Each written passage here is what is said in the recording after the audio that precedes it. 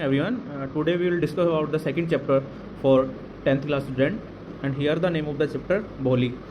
ये जो चैप्टर है इसमें आपको पढ़ने से पहले इसको जो अबाउट द स्टोरी है वो पढ़ना नेसेसरी है, क्योंकि आपको इससे रिलेटेड जो भी क्वेश्चंस होंगे, ठीक है, जो बेसिक क्वेश्चंस हैं उनके आंसर आप उधर से ही फाइंड आउट कर सकते हैं। तो देखिए, सबसे पहले हम पढ़ते हैं अबाउट द स्टोरी। इसमें क्या है तो देखिए, इसमें first line, a little girl Bholi has smallpox marks on her face and she stammers. यानी एक छोटी लड़की होती है, उसके चेहरे पर स्मॉल पॉक्स यानी चेचक के निशान बन जाते हैं होते हैं एंड सी स्टैमर्स, और वो हकलाती है, ठीक है, यानी बोलने में जो हकलाते हैं ना बच्चे, उसी तरीके से वो हकलाती है। Her father send her to school where she sits in a corner and looks around with fear. यानी भोली को जब उसके पिताजी स्कूल भेजते हैं तो वो बैठती है लास्ट में जाके कॉर्नर में, यानी कोने में, और वो डरी रहती है, ठीक है। क्यों? क्योंकि लोग उसका मजाक उड़ाते थे, ठीक है, उसके हकलाने से और उसके ये जो बीमारी है स्मॉल पॉक्स वाली, इसकी वजह से। The teacher encourages her to speak, यानी उसके जो अध्यापक थे उसको बोलने के लिए प्रेरित करते थे, ठीक है, यानी उसको जो हिचकिचाहट था वो उसका दूर हो जाए। ओवर द ईयर भोली had learn A lot and also gain A lot of confidence, यानी कुछ वर्षों के बाद उसके अंदर एक चेंज आया, यानी उसके अंदर परिवर्तन आया और उसके अंदर आत्मविश्वास आया, ठीक है, लोगों से बात करना, ठीक है, उनसे बैठने का तरीका, बोलने का तरीका, ठीक है, क्लास में रहने का तरीका, वो सब उसने सीख लिया उन वर्षों में जब वो स्कूल में पढ़ रही थी। वैन दिसंबर डिमांड्स, उसके बाद है, यहाँ तक हो गया। उसके बाद है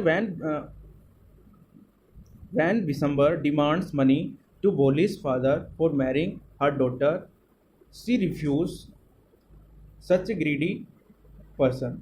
यानी जब जो भोली है उसकी शादी होने वाली थी, ठीक है, यानी उसकी बात चल रही थी, तो वहाँ पे ये जो दिसंबर है, ठीक है, उससे उसकी शादी होने वाली थी, तो वो डिमांड करता है, ठीक है, किसके लिए? पैसे के लिए, उससे शादी करने के लिए, तो वो मना कर देती है, ठीक है। And decided to teach in the school where she herself had study, यानी फिर उसके बाद वो निर्णय लेती है एक स्कूल में पढ़ाने का जहाँ पे उसने अपनी पढ़ाई कंप्लीट की थी। ओके, अभी हम चैप्टर पढ़ते हैं। देखिए, हमारा जो चैप्टर है उसका नाम है भोली, यानी जो हमारा जो चैप्टर है जिस पे डिपेंड है, ठीक है, वो जिसका जो मेन पात्र है इसका, ठीक है, वो कौन है? भोली, एक लड़की का नाम है। अब देखिए, her name was Sulekha but since her childhood everyone had been calling her Bholi, यानी एक जो लड़की है उसका नाम एक्चुअली में, यानी असलियत में क्या होता है? सुलेखा, लेकिन उसको बचपन से लोग क्या बुलाते हैं? भोली। द सिंपलटन, और वो क्या है, एक मतलब क्या होता है ना, मतलब सिंपल तरीके से, यानी एकदम सिंपल तरीके से रहने वाली लड़की है, ठीक है।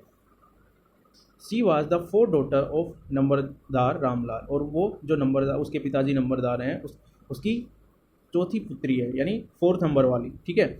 And when she was 10 months old, जब वो 10 महीने की थी, she had fallen off the cot on her head and perhaps it had damage some part of her brain, यानी जब वो 10 महीने की थी तो वो अपने बेड से नीचे गिर जाती है मुंह के बल, तो क्या होता है? It had damage some parts of her brain, तो उसका जो दिमाग का कुछ हिस्सा है वो ख़राब हो जाता है, ठीक है, यानी उसके दिमाग पे लग जाती है, मस्तिष्क में चोट लग जाती है, जिसके कारण उसका जो दिमाग है ख़राब हो जाता है, ठीक है, वो अच्छे तरीके से सोच नहीं पाती है, अच्छे तरीके से जवाब नहीं दे पाती है, ठीक है। That was why she remained a backward child and came to be known as Bholi, इसलिए कि वो एक बैकवर्ड इलाके से थी, ठीक है, वो लड़की, इसलिए जो लोग हैं उसे भोली के नाम से बुलाते थे। द सिंपलटन, उसके सिंपल रहने के तरीके के कारण, ठीक है।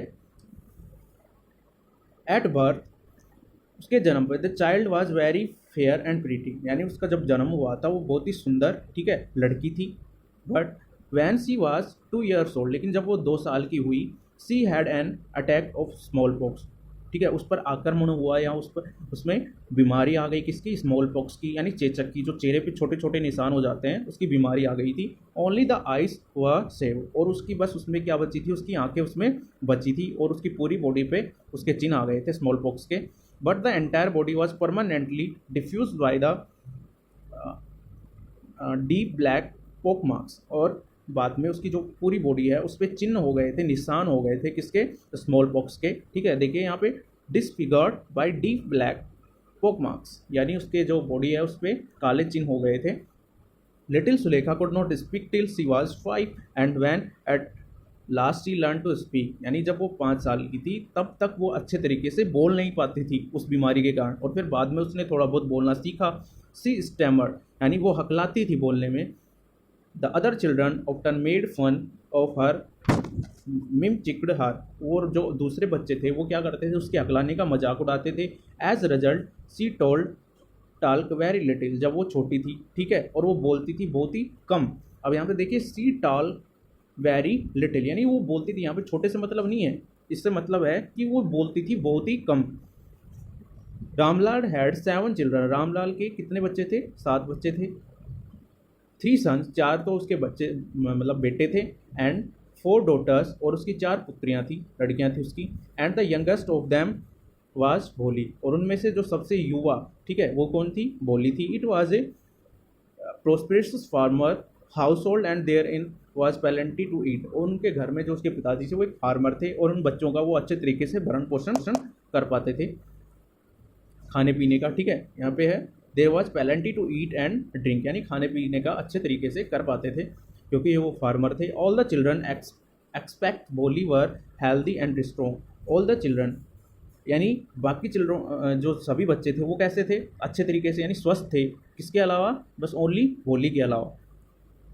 The sons had been sent to the city to study in school and later in college, और वो जो बच्चे हैं उनको भेजा जाता है, जो उनके बेटे थे उनको भेजा जाता है स्कूल में, और उसके बाद कॉलेज में, ठीक है।